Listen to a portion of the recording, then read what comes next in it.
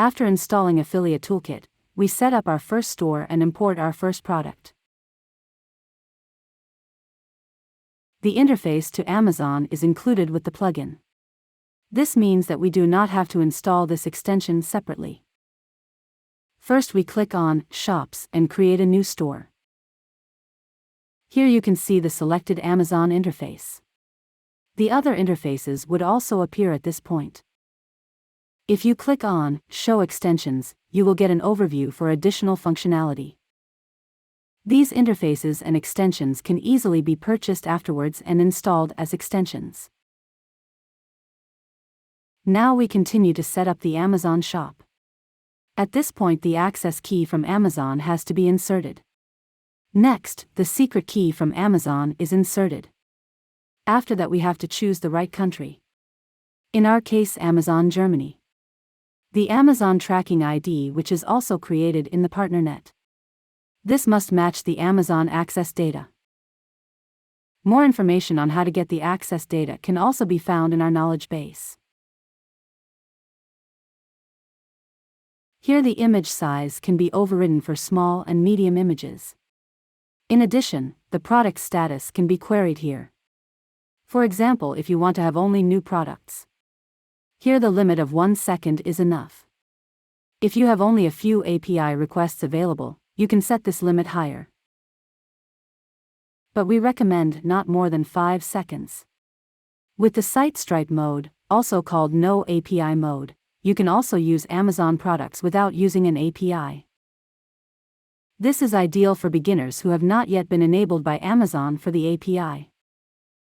Here you can choose between Disabled, Use Preferred, or Use in case of error. If Use Preferred is selected, only the No API mode will be used. Use in case of error means that if you get an error back from the API, the No API mode will be used. This can be used to scrape the star ratings from Amazon. This will extract them directly from the Amazon website. You don't need to enable this option if you get the star ratings directly from the API. You need to be enabled for this. We do not recommend scraping the ratings. With the option Load Variations for Products, you can also still load colors or sizes for a garment. You have to pay attention that this is an extra request per product. Then you enter a title for your store and click on Save. When saving, the connection is checked. Whether the access data are in order. If everything is okay, you will see the status Connected. Now we import the first product from Amazon. So we select here Amazon at the store. You can search here by keyword, ASIN. As keyword we enter here iPhone.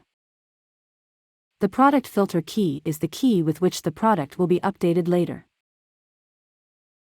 Here you can choose between unique ID, EN, title, and article number. We recommend the use of the unique ID. After clicking on Search, you will see the search results below. You can also navigate through several pages of products.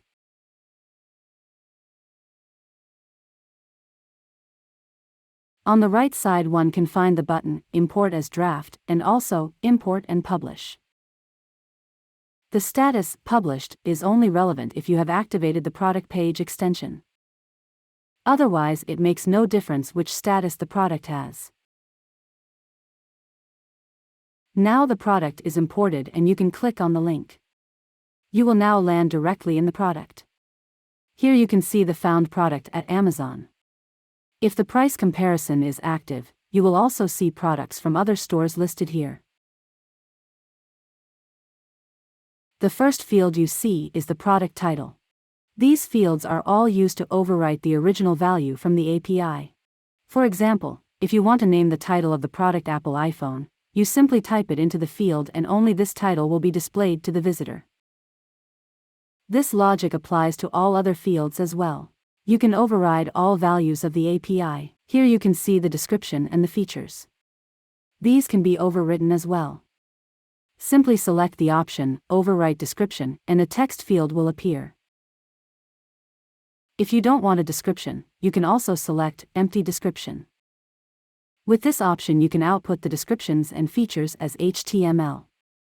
That is, by default they will be removed from the texts.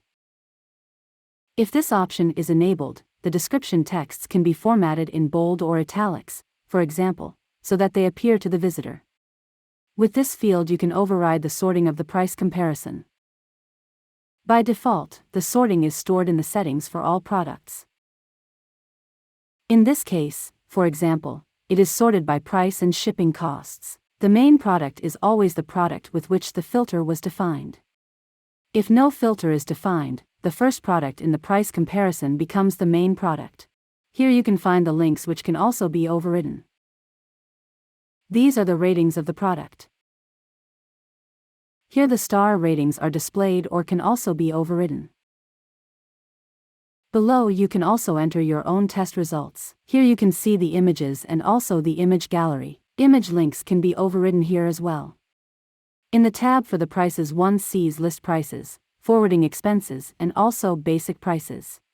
In this tab the variations would appear if they are activated. It is important that the Parnit ASIN is used, because in this case it is a variation itself.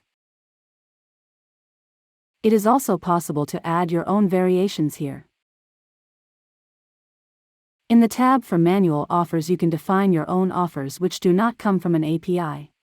Here you can enter store name, logo URL, price etc. These will appear at the top as a normal product. But of course the prices do not change automatically. Now we have imported the first product. On the right side you can also add a product category or create a new category,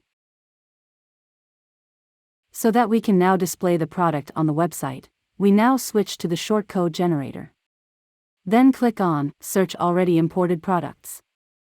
You can now search for a search term and you will now see the imported product. Then you select the product and directly the template you want to use. In this case we simply use the bestseller template. Now we click on the button for Copy Shortcode to Clipboard and press Ctrl+C. Now we create a new post and paste the shortcode into the post.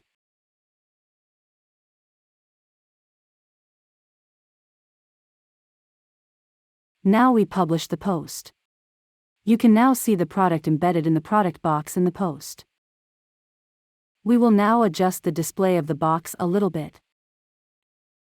To do this, we now switch to the back end. Either you navigate there via the settings, or if you were not yet on the settings page, you will find a message at the top to check the display settings. You will now see a preview for the template. You can also select and view other templates here. Here one can now customize the design of the box. For example, the star ratings can be deactivated. You can see the result directly in the preview. Box shadows can be activated.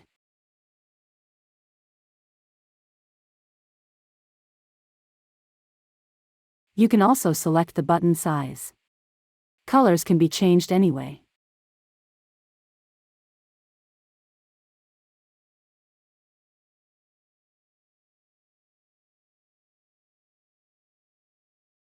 You can also add an icon to the button.